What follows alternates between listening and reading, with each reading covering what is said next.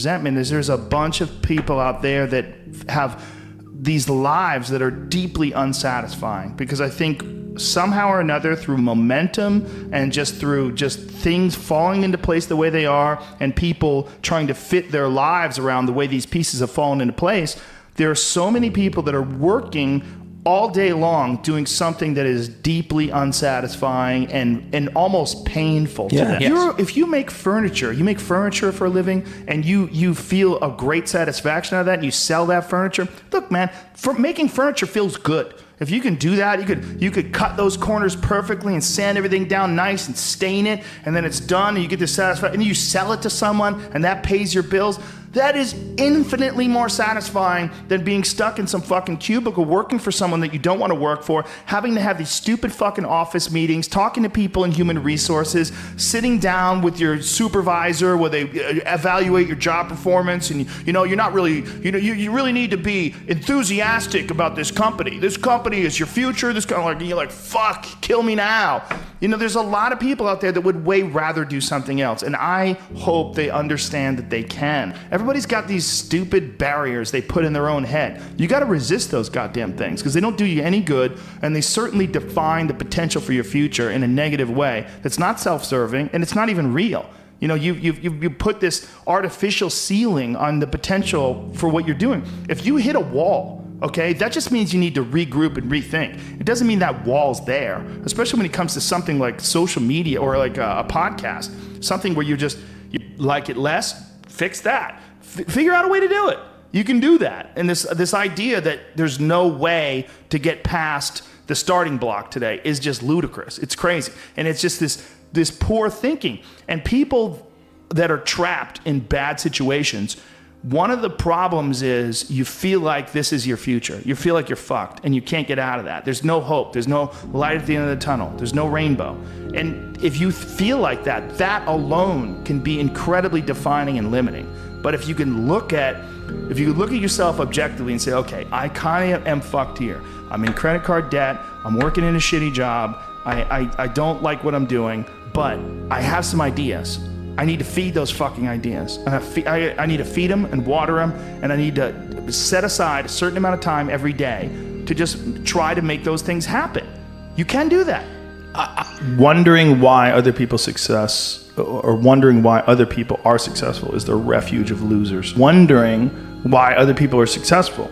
Like, who gives a fuck? You can say you think it sucks, but to spend time wondering why someone is successful and hating on someone being successful, it doesn't do any good. It's like, what is that old expression that jealousy is, it's a poison that does the opposite of its intended?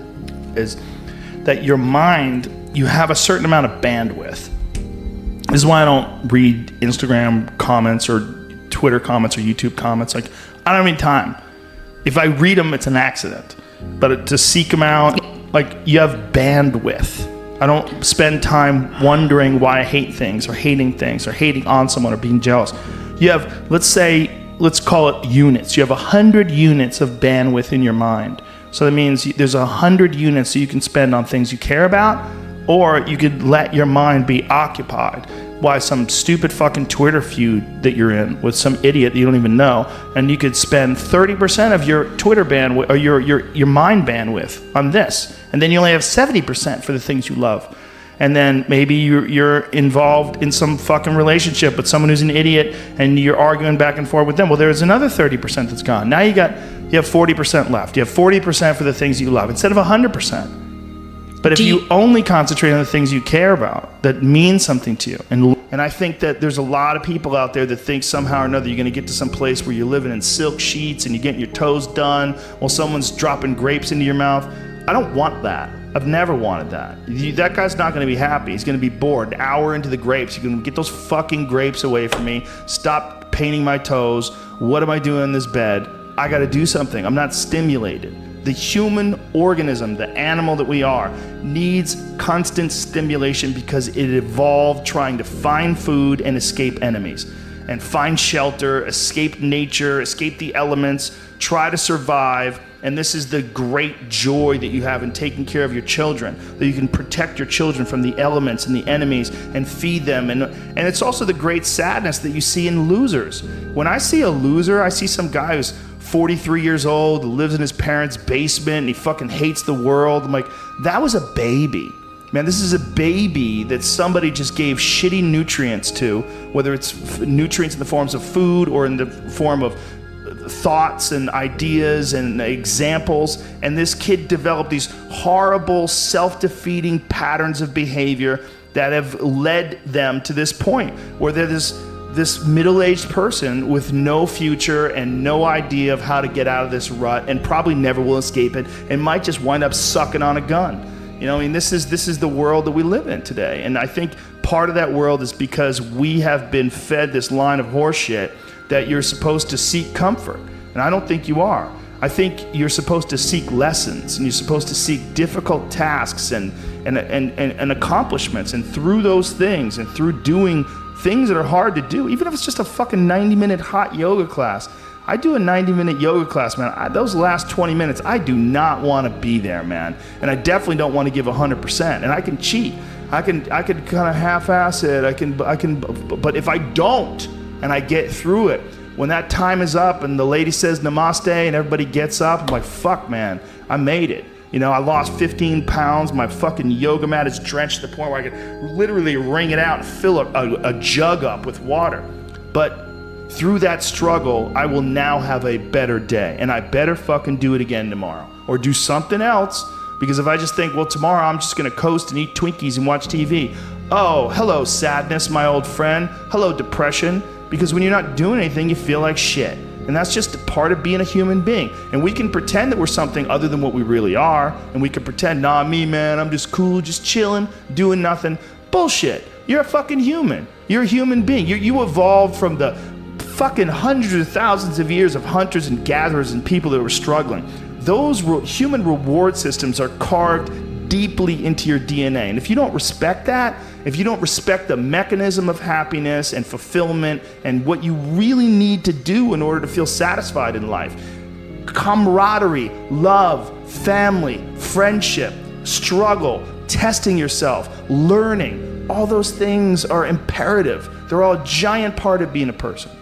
Concentrating on people that suck or being jealous about people that are doing well does me zero good. But instead, if someone does well, I can be inspired and I can get fired up by it. I mean, I figured this out in my early 20s. I was like, okay, this is I have a poor way of looking at it, because it's a martial arts thing. Because in martial arts, like, you can't be jealous of someone else's ability. You have to realize you might have to fight them someday. So by realizing that they're really good, you're forced to be objective about it. And you have to go to work. Like, you have to go, fuck, that guy's better than me. I got to get better. And you have to go to work. There's no positive benefit in underestimating someone. Underestimating someone will get you fucking killed. Like, literally. You're gonna get. But this is something I've cultivated for a long time and avoided things that make me unhappy and figured out what those things are and been very rigid about eliminating them from my life. And one of the big ones is eliminating interactions with people that are negative. That is gigantic. And because I've realized that I'm not really as independent as I used to like to think I was. I used to like to think that my thought process was independent and that I don't give a fuck what anybody thinks. That's nonsense. People say that because they absolutely care what people think and it bothers them. So they say, I don't give a fuck. But that I don't give a fuck stuff is almost entirely nonsense. You do care. And you care in both ways. You care if people are critical of you, care if people are positive of you, but you also care if people are living positive lives and they're motivating you. That's a big one. People are fuel, and other people, it's one of the reasons why I like talking to people, one of the reasons why I like to do podcasts, because I get a lot out of, like just talking to you about your time in the monastery or your push to get to that 100 miles. Like, you get energy out of people like that, and you think about this energy and you think about this inspiration when you're doing other things.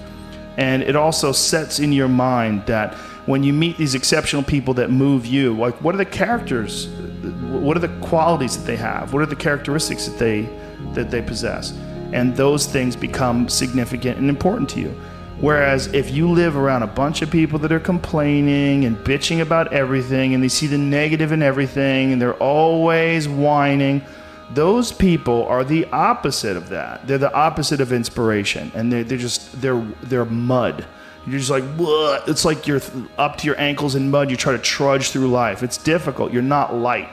It's not pushing you. There's not a wind at your back. The wind's in your face, and it's rough, and over time, I've learned that these people, you're not going to fix them. I used to want to fix them when I was young. I used to want to go, hey man, I see what you're doing. Like, dude, don't do that anymore. Listen, just do this and stop doing that and start doing this. And if you just work towards this, you could be successful. And then a week later, the guy's doing the same shit. You're like, okay, right. I'm wasting a significant amount of my energy on someone who doesn't want to waste any of their energy on themselves.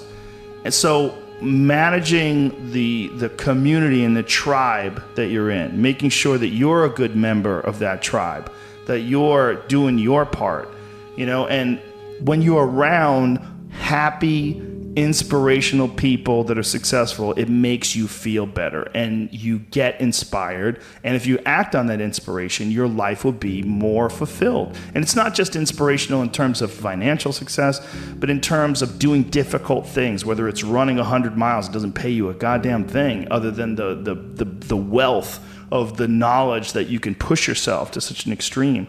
Or anything else, whether it's someone who becomes really good at playing chess or someone who's really good at martial arts or whatever it is. There's a great feeling in these overcoming these difficult things, because life is never this just constant state of I'm at a 9 all day, and when I'm with my wife, I hit 10. Yay! And I stay like that. That's not real. What's real is like you saying that you went to this monastery and felt all this angst about meditating and being alone and not having your phone and not having the input, but then when it comes out of it, then you have this reward. So you push through this, and you had these uncomfortable feelings, and you came out of those uncomfortable feelings with this newfound appreciation for time and this respect for your own existence in your own space and carving out 3 hours for yourself a day. That's where it all comes from. It all comes from